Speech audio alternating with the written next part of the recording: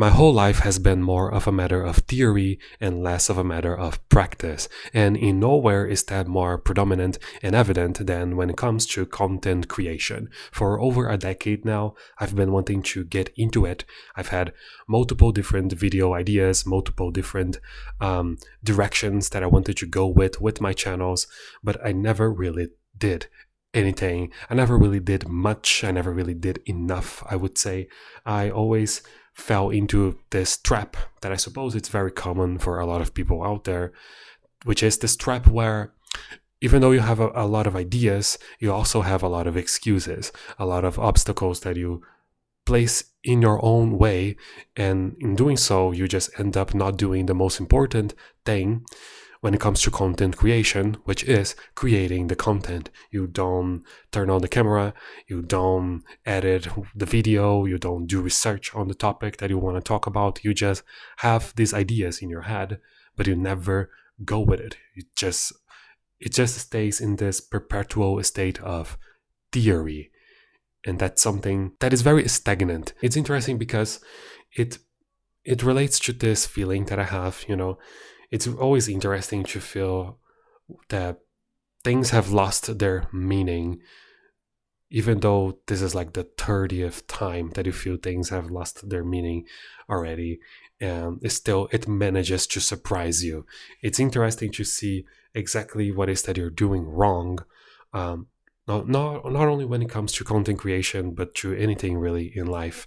And despite the fact that you're aware of it, despite the fact that you know that all you gotta do is turn on the camera and just fucking do it, you don't do it. You just keep diving into the same old habits, and you just keep finding the same old excuses. And once those excuses run out, you always find yourself capable of finding multiple different other excuses, and you just stay in this stagnant state where, like I said, you just think about how things could be different. You just think about how things could change and where things could go, but you never go anywhere because you just spend a lot of time on theory and not a lot of time on practice. And this is something that it relates to the kind of content that I want to make, but also the kind of content that I'm afraid of making. I've been just thinking of making daily uploads for a very long time as well. But whenever I try to record a video, or whenever I think of it, I just conflicted. I just think that I would thrive a lot more if I can write a script and do my research and spend weeks making something more detailed. And in truthness, yeah, sure, of course, I can do something much better like that, and I have done so in the past. But the problem with that is that, one, well, if I want to get into daily content creation, I'm going to have to sacrifice a little bit of that. I'm going to have to do what I'm doing here right now, just turning on the camera and talking about shit, just talking about whatever comes to mind without a script, without much direction, really. But on the other hand, it's also, I don't know, it's just this conflict that I feel when it comes to this idea, the idea of daily uploads. It's something that it's just me reaffirming my habit of spending time in theory. Because if you think about it, well, if I were to do my research on a topic, if I were to write a script and all, gather all the visual assets that I might need for editing the video, and just giving it time, I also giving it into the theory, into the delusion that this thing is going to be great, the delusion that I'm going to do this, and that, and then I'm going to do the thing, and then it's going to be great, and I'm going to get 1 million views, and I'm going to pop out. I don't fucking know. It's just theory, that's what writing and just preparing yourself for a video is. It's spending time in theory while turning on the camera and talking in a vlog style video like this.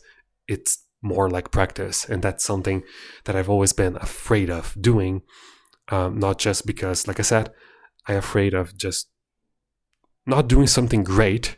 I'm afraid that the videos that I write a script for and that I dedicate some time to are just going to hit different, and that this is just going to feel like slop. That is a fear that I have.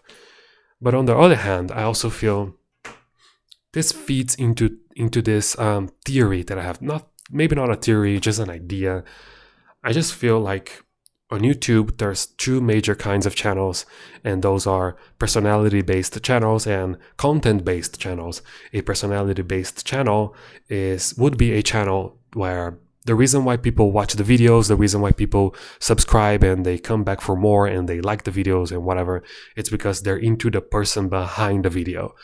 Meaning the content, the type of content, the quality of the content is more or less irrelevant.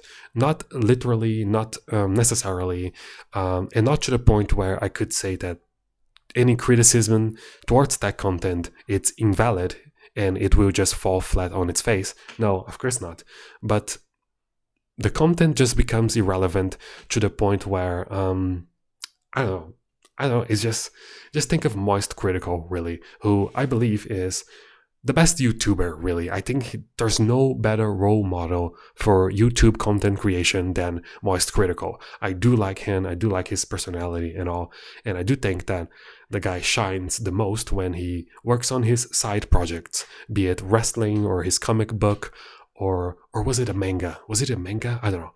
Or in his music stuff, or whenever he collabs with a bunch of YouTubers like William Osman or whatever, that's when he shines the most.